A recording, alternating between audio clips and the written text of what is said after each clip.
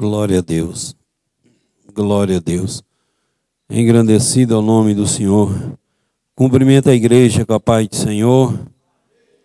Irmãos, graças a Deus por estarmos aqui na casa do Senhor.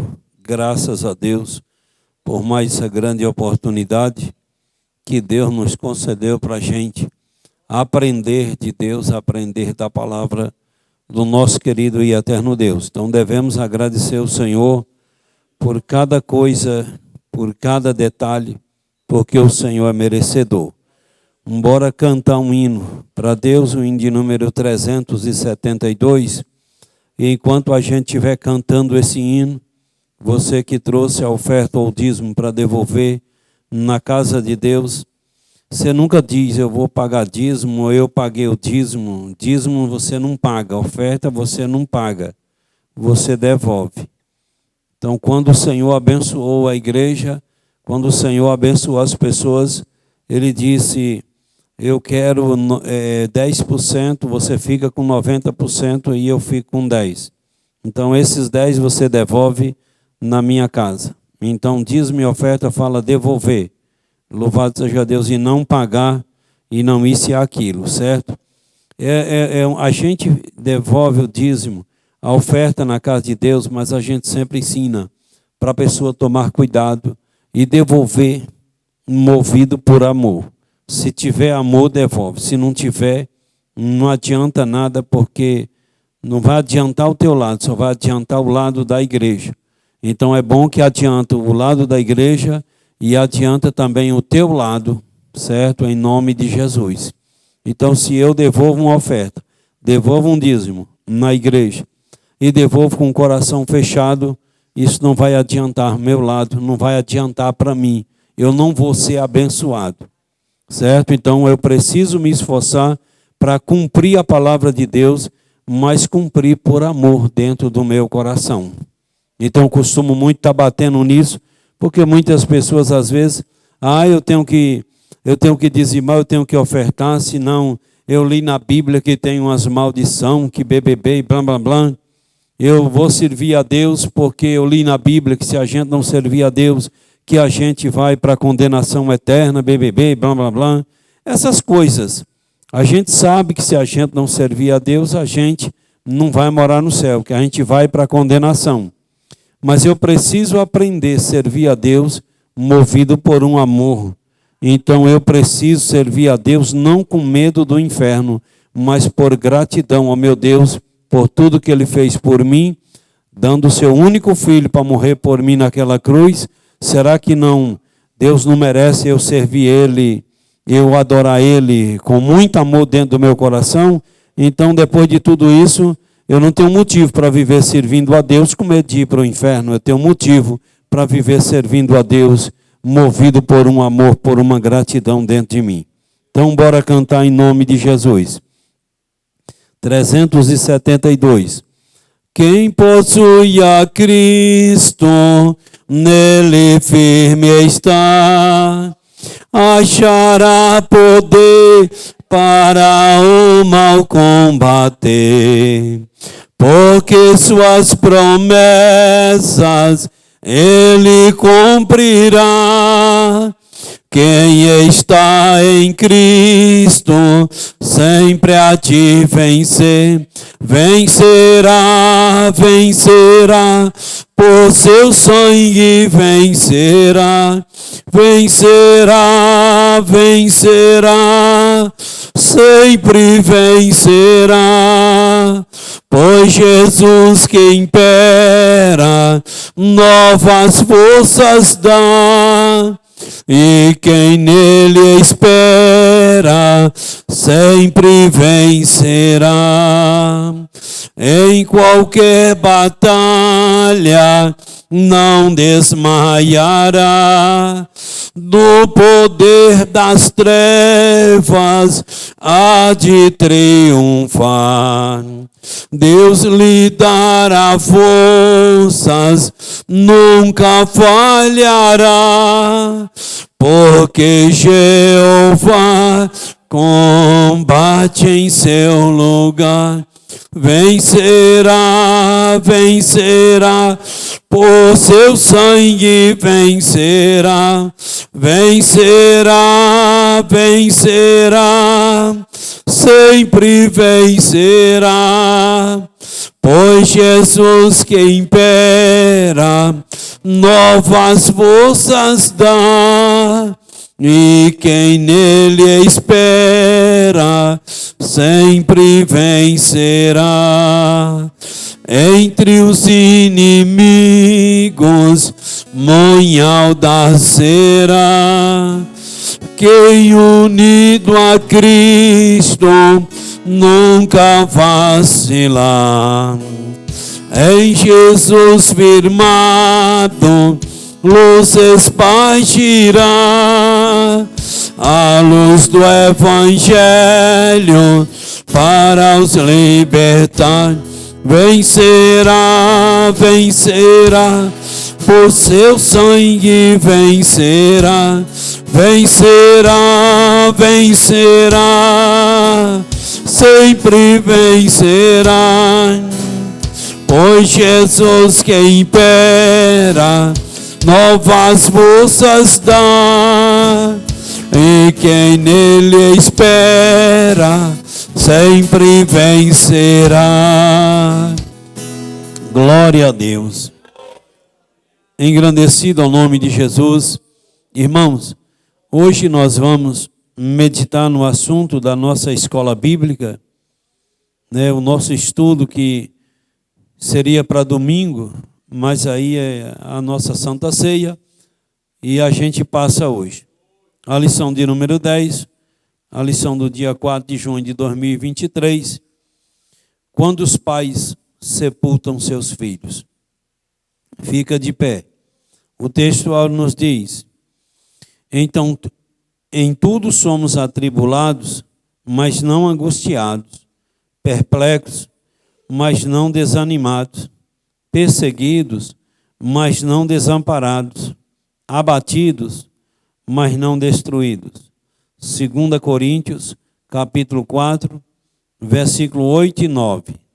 A verdade prática diz assim: não devemos ser indiferentes, à morte inesperada, mas também não podemos nos desesperar como quem não tem esperança.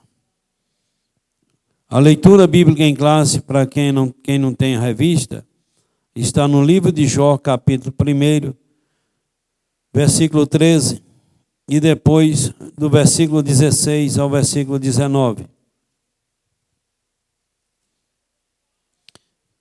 Jó, capítulo 1, versículo 13, depois do versículo 16 ao 19, que diz assim: e sucedeu um dia em que seus filhos e suas filhas comiam e bebiam, vinham na casa de seu irmão primogênito. Estando este ainda falando, veio outro e disse: fogo de Deus caiu do céu e queimou as ovelhas e os moços e os consumiu, e só eu escapei para te trazer a nova. Estando ainda este falando, veio outro e disse: ordenando os caldeus 3 bandos, deram sobre os camelos e os tomaram, e aos moços feriram ao fio da espada, e só eu escapei para te trazer as novas.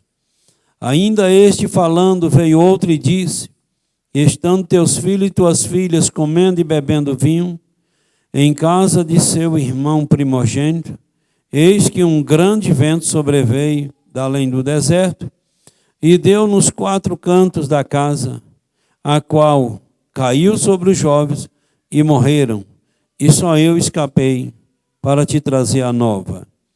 Amém. Curva a sua cabeça em nome de Jesus e oramos a Deus agradecendo ao Senhor pela palavra lida.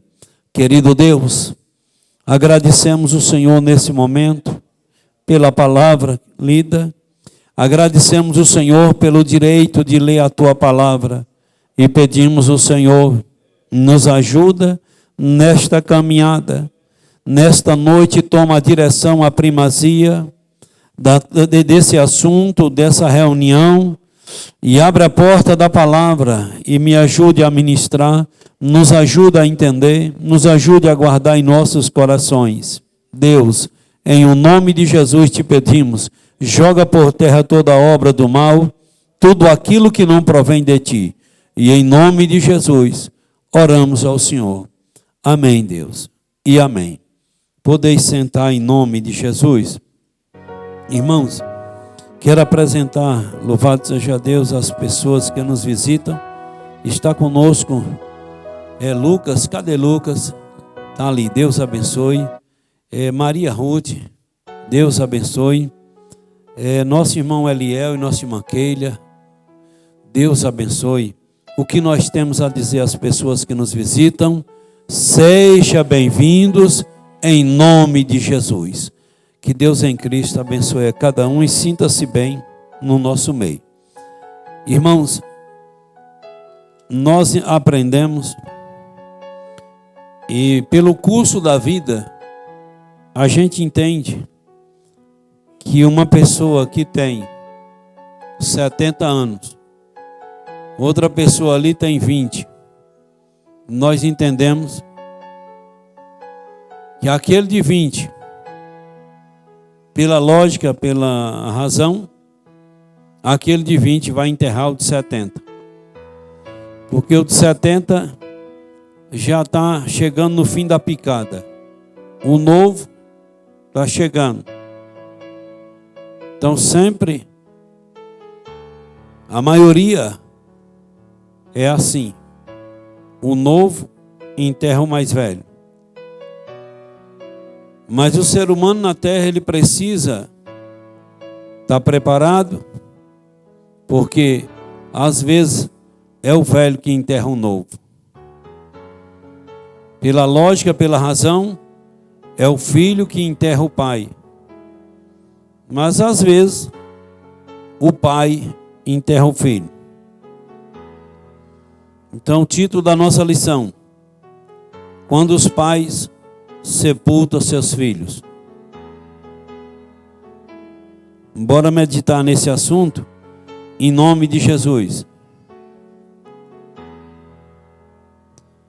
É preciso a gente disciplinar a mente, porque quem mais sofre nesse mundo é a pessoa que menos se preparou. Que menos se preparou. Você não vê em velório, muitas pessoas às vezes entram em desespero e perde o controle e desmaia e tudo aquilo ali não é porque ama mais.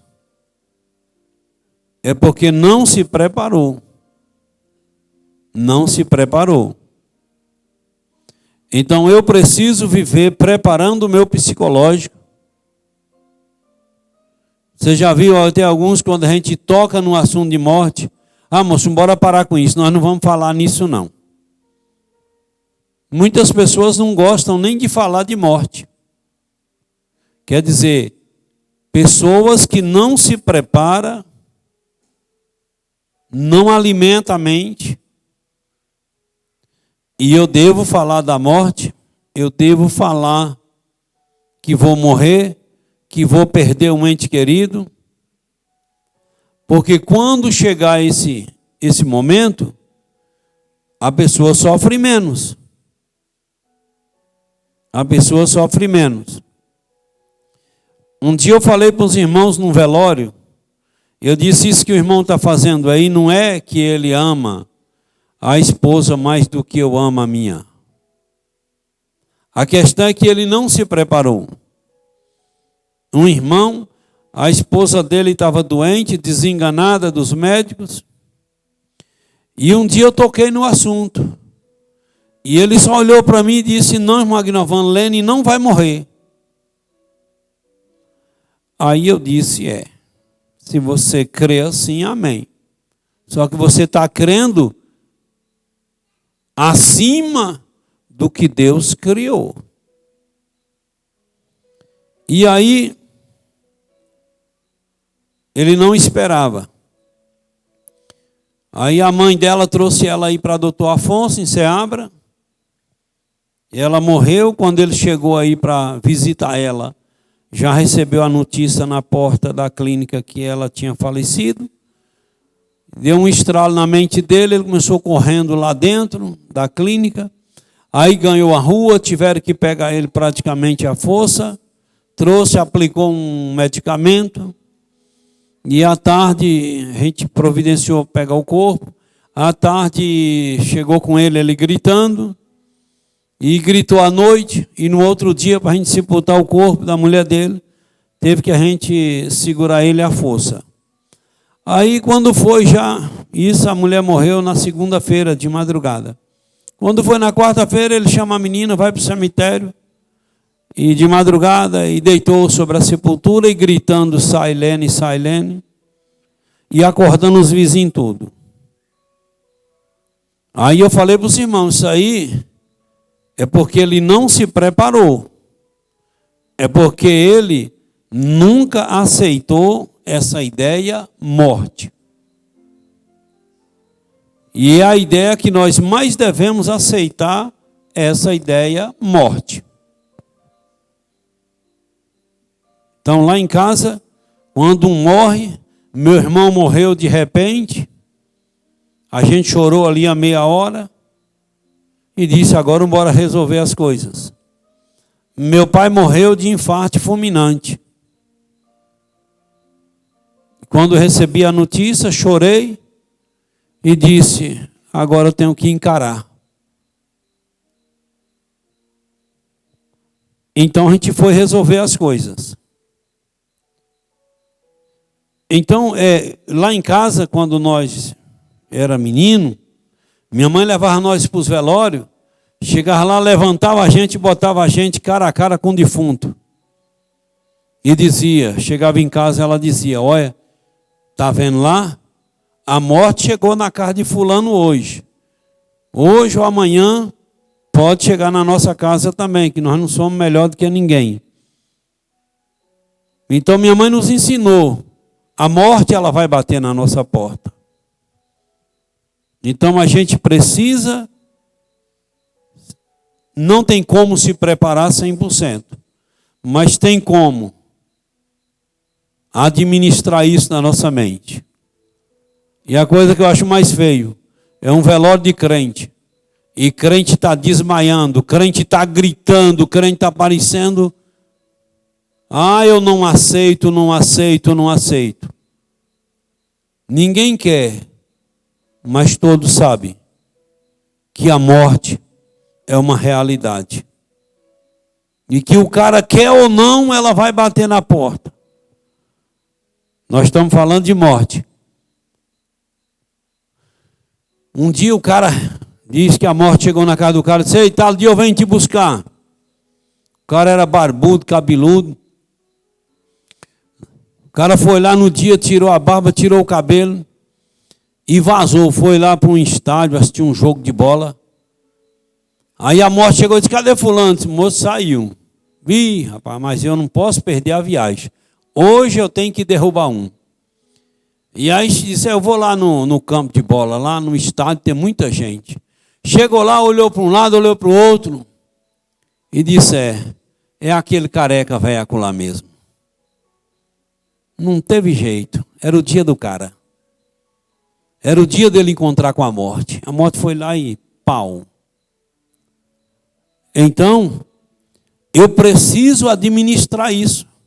Você já viu até muitas igrejas de crente aí ensinando coisa errada a respeito da morte? Quando a gente fala de morte, dizer eu não aceito. Em nome de Jesus, eu não aceito. Se a Bíblia diz que a morte passou a todos os homens, os crentes, que os crentes não vão morrer, nós temos que lutar para não morrer. Se adoece, bora para o médico. Se a barriga está doendo, bora tomar um dipirona. Bora correr atrás para nós viver mais, para nós ir driblando a danada da morte. Mas tendo consciência que um dia vai ser inevitável esse encontro. E eu sabendo disso, o que eu preciso fazer? Viver a palavra de Deus. Para quando a danada bater na minha vida, na minha porta, que eu tenho o direito de partir para a eternidade e ter a vida eterna ao lado de Deus. É a única esperança para mim e para você, é a vida eterna. Agora, que a danada vai bater, vai. Então, quando um pai tem que sepultar um filho, sepultar o pai da gente já não é bom, imagina sepultar um filho da gente, porque a gente que vai ficando velho, a gente vai criando uma ideia que é os nossos filhos que vão nos enterrar. E quando um pai tem que enterrar um filho, não é fácil, mas tem que fazer. Bora ver a respeito desse negócio dos filhos de Jó. O patriarca Jó era um homem próspero, tinha uma família feliz e desfrutava de razoável segurança. Sua esposa era uma mulher dedicada à sua casa e tudo parecia dentro da normalidade, até que a tragédia familiar se abateu sobre a sua casa. Nesta lição, estudaremos a respeito da morte dos filhos de Jó e como a família do patriarca passou por essa tragédia. Veremos que a experiência de os pais sepultarem os filhos talvez seja a experiência mais dolorosa da vida humana e, ao mesmo tempo, como podemos encontrar na Bíblia a palavra de Deus consolo diante desse quadro. Então, Jó passou por essa tragédia, encarou essa tragédia de ter que sepultar seus filhos. É fácil? Não. Mas ele teve que encarar. E eu e você precisamos pedir a Deus força, pedir a Deus coragem, porque assim como aconteceu na vida de Jó, na vida de A, na vida de B, pode acontecer na minha e na tua vida. A família de Jó. Quem era Jó? O patriarca Jó nasceu no norte da Arábia, na terra de Uz. As pesquisas dizem que ele viveu numa época anterior à de Moisés, antes mesmo de Abraão, entre os séculos 25 e 28 antes de Cristo. Naquele tempo, a longevidade humana era maior que a atual, o que explica a sobrevida de 140 anos do patriarca. Mas especificamente ele nasceu depois do dilúvio e tornou-se um homem rico e próspero. Seu caráter santo foi testemunhado pelo próprio Deus, homem sincero, reto, justo, temente a Deus, e por isso se desviava do mal. Então Jó, ele nasceu lá no norte da Arábia, viveu 140 anos e tinha um caráter, um testemunho exemplar que o próprio Deus deu testemunho da vida de Jó. Porque ele era um homem sincero, era um homem reto, era um homem justo, era um homem temente a Deus. E por isso a Bíblia diz que ele se desviava do mal. Mas nem por isso Jó se livrou dessa tragédia de ter que perder seus filhos. A esposa de Jó.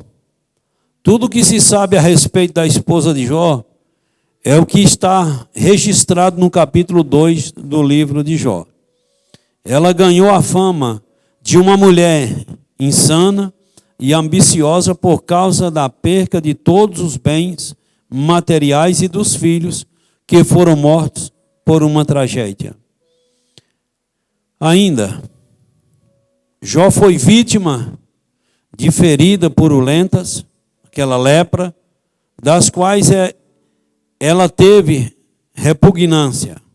Todavia, fazia o seu papel de esposa, não abandonando o patriarca. Indiscutivelmente, a esposa de Jó foi perdendo a paciência diante da provação do seu esposo. Seu desespero afetou sua fé, a ponto de levá-la a declarar para o seu marido: amaldiçoa a Deus e morre.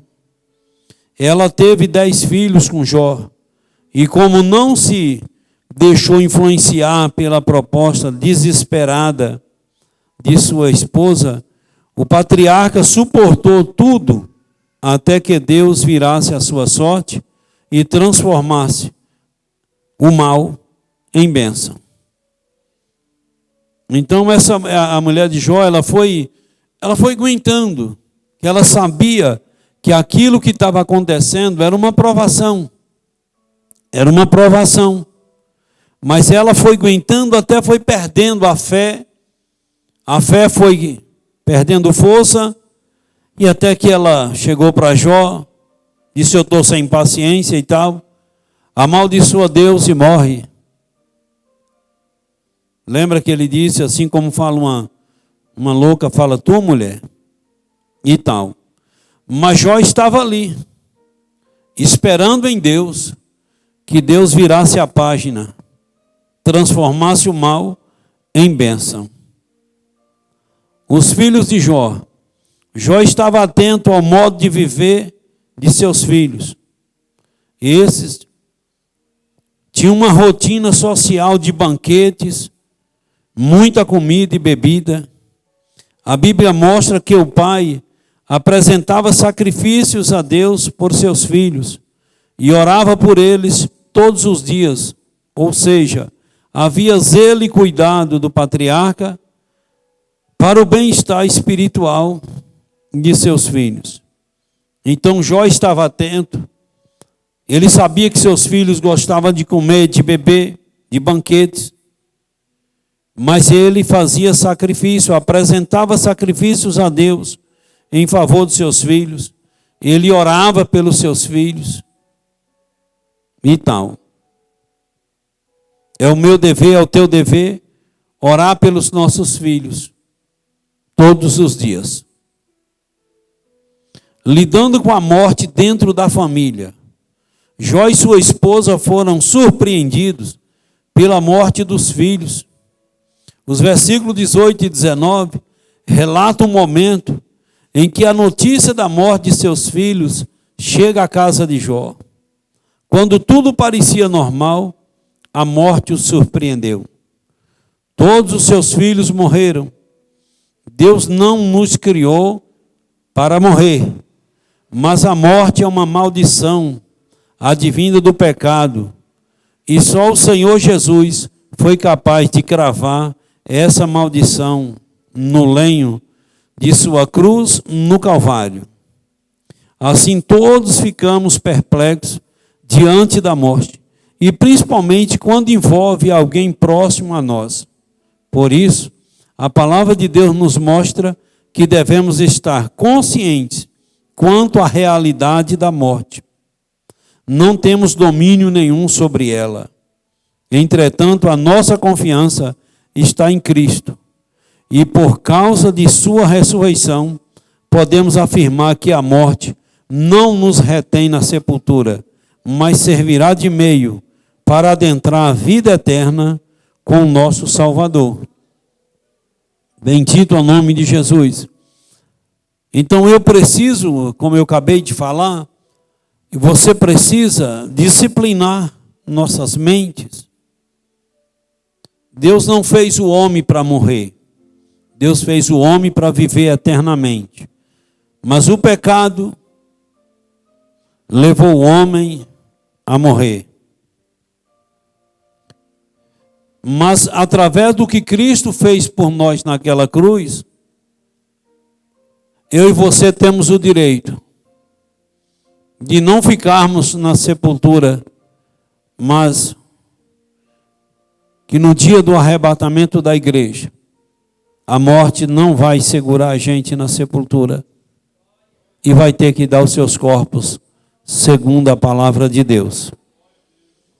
E aí, louvado seja Deus, nós vamos viver com Cristo na eternidade para sempre. Então a morte servirá de meio para adentrar a vida eterna com o nosso Salvador. Bendito é o nome de Jesus. Então eu preciso me conscientizar de que a morte a qualquer hora chega e bate na minha porta ou na porta de um dos meus. E eu preciso estar com uma mente disciplinada. Eu vi um homem no velório de um filho. O filho era cantor e esse filho morreu num acidente. E ele perguntou, esse pai perguntou para o repórter: Deus existe? O repórter disse: Deus existe. Ele disse: se existe, por que ele fez isso com meu filho? Então quer dizer, isso é uma ignorância. Ou a pessoa acha que Deus não tem o direito de tirar a vida. E Ele deu, Ele tira. O que eu preciso fazer é disciplinar minha mente, é condicionar minha mente para entender isso, porque senão vai ficar pior. Vai murmurar, vai falar besteira, vai falar contra Deus. No velório de um irmão meu, ele tinha 24 anos, estava na igreja, e do nada ele caiu, morreu. E no velório, quando perguntaram se alguém da família queria uma oportunidade no culto fúnebre, minha mãe disse que queria. E naquele culto, minha mãe disse assim: eu sei que está doendo, porque Deus tirou o melhor filho que eu tinha. Deus tirou de mim o melhor filho. Mas eu sei que Deus fez o melhor para ele. E aí eu não entendi, eu não era crente. Depois de alguns dias eu perguntei para minha mãe: por que a senhora falou assim? Ela disse: meu filho, porque Deus é que sabe do futuro, eu não sei de nada. Se meu filho fica aqui, quem sabe ele afastaria da palavra de Deus, desviaria da igreja, e quem sabe envolveria com coisas que não agradam a Deus, e lá na frente morreria sem um direito de vida eterna. Então meu filho morreu nos meus braços. E eu conversando com ele sobre a eternidade. E eu via isso mesmo. Então era ele passando mal, mas consciente, e minha mãe com ele no colo e dizendo para ele: meu filho, se você fez alguma coisa errada, peça perdão a Deus, porque você pode entrar na eternidade daqui a pouco. E ele maniava a cabeça. Então minha mãe foi muito forte. E ele morreu no colo da minha mãe. Então, crente quando tem visão, crente sabe que o bem maior para a nossa vida chama-se salvação. Chama-se salvação. Mas muitos, quando perdem um filho, mas meu filho estava na igreja. Mas eu estava buscando a Deus. Mas eu servia a Deus. Em outras palavras, está alegando o que fez para Deus. Muitos até dizem: Deus, eu dou o dízimo na igreja. Alega até o dízimo. Eu sou fiel ao Senhor. E eu preciso alimentar essa ideia de que assim como aconteceu com Jó, pode acontecer comigo, pode acontecer com você, que nossa família não é melhor do que família de ninguém. Então a gente precisa ir alimentando isso, porque um dia pode acontecer. É fácil? Não. É muito difícil. Eu vi o que minha mãe sofreu. E o pior, meu irmão morreu dia 27 de fevereiro de 91. E dia 2 de fevereiro, 25 dias, minha mãe perdeu um irmão assassinado, o único irmão homem que ela tinha. Então, dentro de 25 dias, ela perdeu um irmão e um filho. Mas Deus deu força, dentro da palavra ela encontrou força e conseguiu reagir. Louvado seja o nome do Senhor. Razões para a tristeza do luto de Jó e de sua mulher. De certo modo, Jó tinha uma família feliz. Nesse contexto, Satanás desafiou a fidelidade dele e o atacou frontalmente com a morte de seus filhos. A Bíblia não fala do sepultamento dos filhos de Jó, mas certamente ele aconteceu. É importante ressaltar que uma perda como essa traz uma tristeza imensa. A palavra de Deus diz que há tempo para tudo. Há tempo de sorrir, há tempo de chorar. A tristeza e o choro passaram a fazer parte da família de Jó, outrora feliz e próspera. Então Satanás, ele desafiou a fidelidade de Jó. Acabou tirando, atacou frontalmente com a morte de seus filhos. Mas nem por isso Jó negou a Deus. Continuou fiel a Deus. Mas aquela família que parecia uma família feliz e próspera, passou a ter que conviver com a tristeza e o choro. Fidelidade ao Senhor em meio à dor. O capítulo 1 de Jó mostra a reação do patriarca diante da notícia trágica da morte de seus filhos. Jó rasgou o manto, rapou a cabeça, lançou-se em terra e adorou ao Senhor. Isso mesmo. Jó adorou a Deus. Aqui ele iniciou o processo de aceitação do ocorrido diante do Senhor da vida. Essa passagem bíblica nos mostra que a dor da perca não passa, mas o processo de aceitação torna o luto mais digno. Por isso, o patriarca pôde dizer, em atitude de adoração: nu saí do ventre de minha mãe e nu tornarei para lá.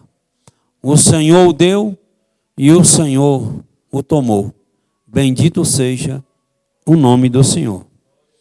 Ainda o texto bíblico diz que Jó em tudo não pecou, nem atribuiu a Deus falta alguma. Então eu preciso orar. Você precisa orar.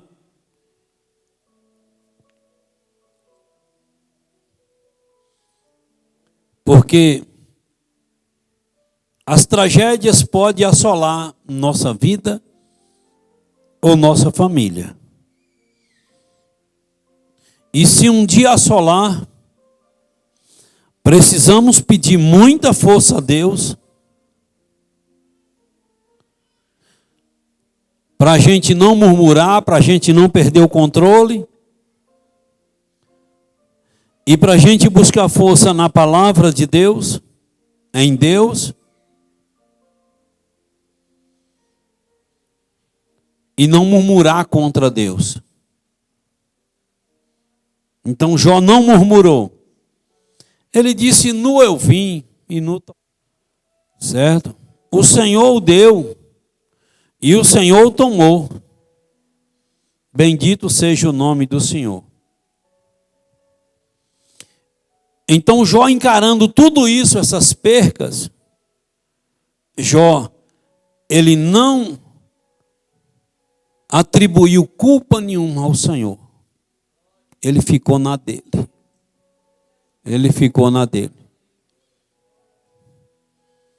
Então isso é uma lição para a gente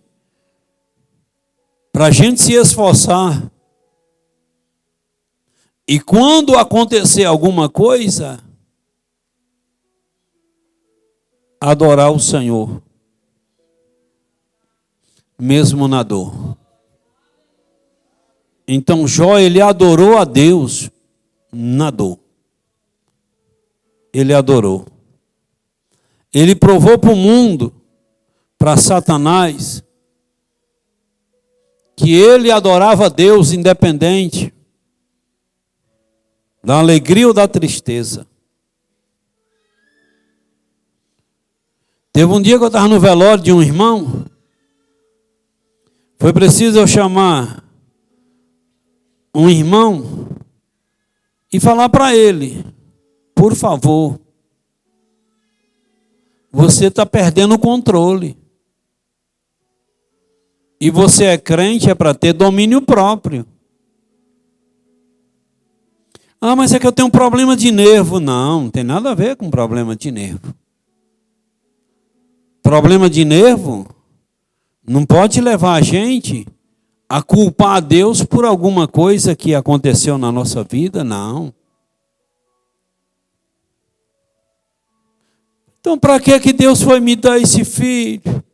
Para depois levar ele. Ele deveria não ter me dado esse filho.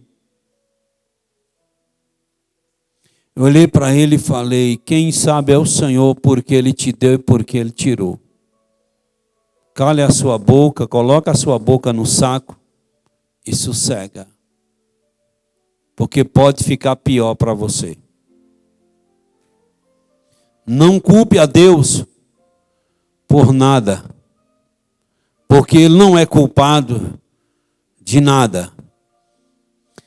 E às vezes, eu falei para ele: quem sabe Deus tirou a vida do teu filho, dessa criança, porque essa criança, lá na frente, essa criança poderia envolver com coisas erradas.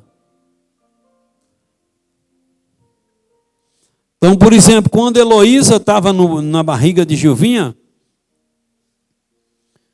Gilvinha botava a mão, a gente botava a mão na barriga e fazia orações. E Gilvinha falava: Deus, essa criança que está na minha barriga, se for para vir ao mundo e te louvar e te adorar, que o Senhor deixa vir. Senão, o Senhor pode levar. Porque eu não quero, se não for para te louvar. As irmãs, mas não sei o que, irmã Gilvinha, BBB. Não, Gilvinha estava certinha e eu copiei aquela oração e Deus já orava mais ela. Para que você quer um filho se não for para adorar a Deus? Para daqui a pouco estar te dando quebra-cabeça? Daqui a pouco, você entendeu? Está morrendo sem esperança de vida eterna. Era melhor ter morrido no ninho e ter se salvado. Então nossa visão tem que ser o quê? Salvação, salvação, salvação. É a vida eterna para o nosso filho. Os cristãos e o luto, não culpe a Deus. Não é muito difícil de, nos momentos de perca inesperadas, o ser humano se desesperar e passar a blasfemar contra Deus. Não é isso que aprendemos com Jó. O antigo patriarca nos ensina a viver a confiança em Deus, mesmo no momento delicado da morte inesperada de um ente querido. Nem sempre saberemos o motivo da morte de uma pessoa amada ou de um determinado sofrimento. Há mistérios na vida que não conseguimos desvendar na terra. O próprio livro de Jó não revela porque os seres humanos sofrem. O que o livro nos ensina e encoraja é suportar o sofrimento com paciência, achando-se fiel nos caminhos do Senhor, diante do processo de um sofrimento imerecido. Haverá um dia em que tudo estará patente diante de nossos olhos. Então tem coisas que não adianta a gente ficar questionando, querendo que Deus explica do nosso modo, e Ele não vai explicar, porque Ele é Senhor, Ele é o dono, e Ele explica se Ele quiser explicar. Se não quiser, a Bíblia diz que o meu dever é se calar. Então, Jó se calou, e o que Jó fez, ele deixou um grande exemplo, uma grande lição para todos nós. Uma lição de um homem que tinha Deus e que tinha controle da situação. Vivendo o luto, o patriarca Jó, com o patriarca Jó, aprendemos que o crente em Jesus não deve ser indiferente ao luto, pois psicologicamente isso não é saudável. Como seres humanos, devemos manifestar as emoções próprias de um momento de luto, tais como o choro, o silêncio, a compenetração. Diante da dor da família de Lázaro, nosso Senhor agitou-se no espírito e comoveu-se e chorou. Então não é fácil, mas tem como. Mantenha a esperança. Vimos que é saudável manifestar emoções próprias do período de luto, mas também é verdade que o crente não deve se desesperar como quem não tem esperança. 1 Tessalonicenses 4,13. É preciso levar em conta a morte. Portanto, a palavra de Deus traz consolo e conforto para a alma enlutada. Um dia, brevemente, estaremos para sempre com a pessoa querida que partiu em Cristo. Louvado seja o nome do Senhor. Deu para entender, não deu? Nós precisamos manter a esperança. Precisamos manter a esperança. Teve um dia, quando Kel da irmã Merinda morreu, e eu estava indo na casa do irmão Luiz Alexandre ver ela. Estava indo mais Gilvinha, quando eu entrei no carro, falei, Deus, o que eu vou falar para uma mãe enlutada que perdeu um filho de uma forma tão trágica? E aí quando eu entrei no carro, Deus falou para mim, fale para ela que as orações dela não ficou em vão. Cheguei lá, irmã Merinda, naquele queixa de mãe, e depois eu olhei para ela e disse, quando eu entrei no carro, Deus mandou eu falar para a senhora que as suas orações não foi em vão, que ele teve tempo. Antes dele morrer, ele teve tempo. Louvado seja o nome do Senhor. Então, ela se conformou, o coração dela se consolou. Eu disse, já morreu, não volta mais. Mas Deus mandou dizer para a senhora que as suas orações e os seus jejuns não ficou em vão. Sem dúvida, a morte é uma experiência muito dolorosa para o ser humano. A de um filho, então, tem uma sobrecarga psicológica imensa. A dimensão da dor, da perca de um pai ou de uma mãe é incalculável. Por isso é importante que levemos em conta essa declaração do salmista. Ainda que a minha carne e o meu coração desfaleça, Deus é a fortaleza do meu coração e a minha herança para sempre. No processo do luto, não devemos culpar a Deus, mas manter firme a nossa esperança nele. O Senhor Jesus venceu a morte e ressuscitou ao terceiro dia. Essa é a verdadeira consoladora.